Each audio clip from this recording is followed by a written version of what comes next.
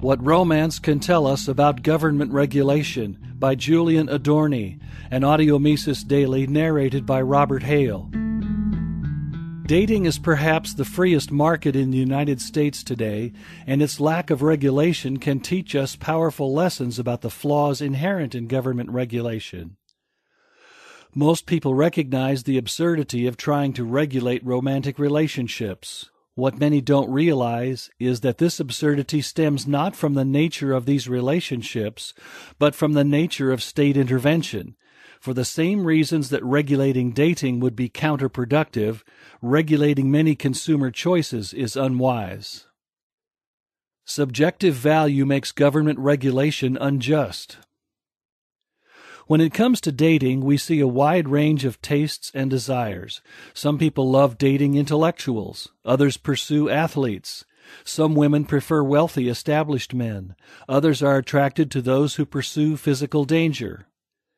Many people talk about what might be termed objective attractiveness, someone's physical score between 1 and 10 that everyone can agree on. The truth is that such objective valuations are fictitious. The woman who John thinks absolutely gorgeous may be viewed by another person with indifference. There's no accounting for taste isn't just something one can say to shrug off his buddies dating someone he finds unattractive. It is an explanation of our individuality. In dating, there are millions of unique tastes and subjective valuations. This range of valuations makes regulation inherently unjust because the perceived value of another person as a romantic partner cannot be quantified. But the same may be said of most any government regulation. What government agent should have the authority to say that a certain job pays too little or is too dangerous to be legal?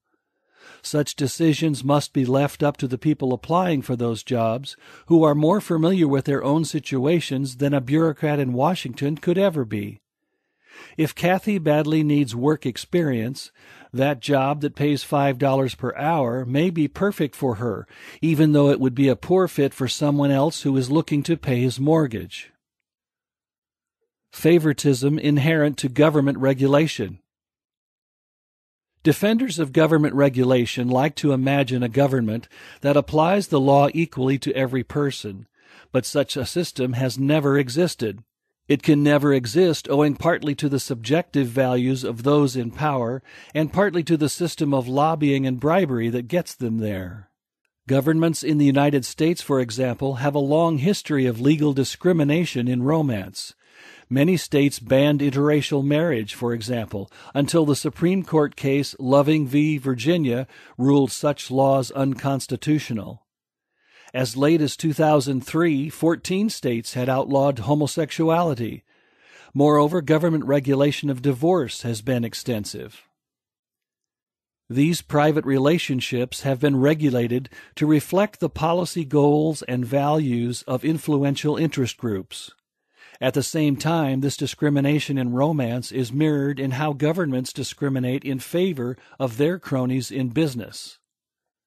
Companies like Solyndra, for example, with strong government connections, receive subsidies that their competitors don't.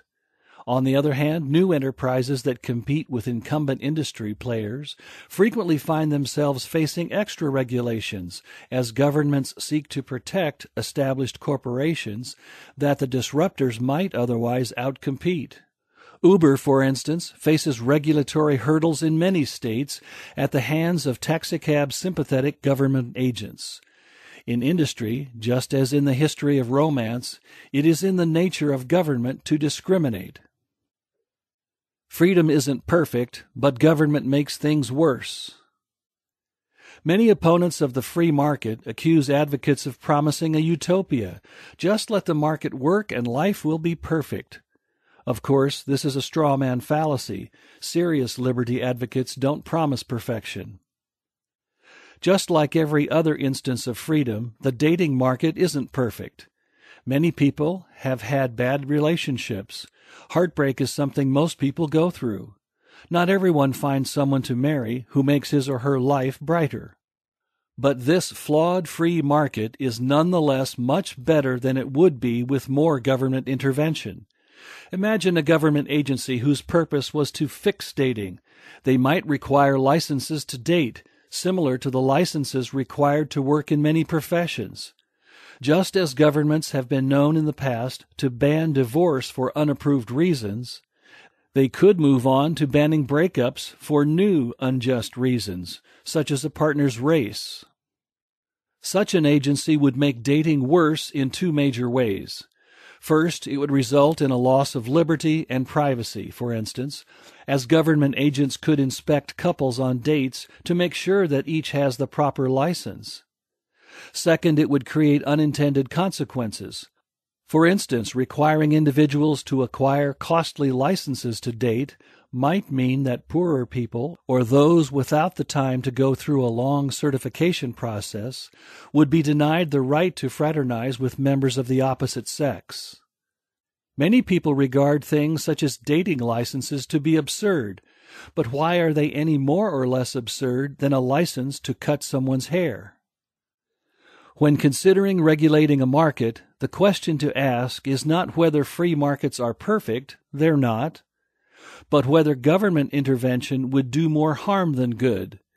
Dating is the freest market in the United States today, and as a result, it is a model both for what liberty produces and for why government intervention is so rarely a good thing.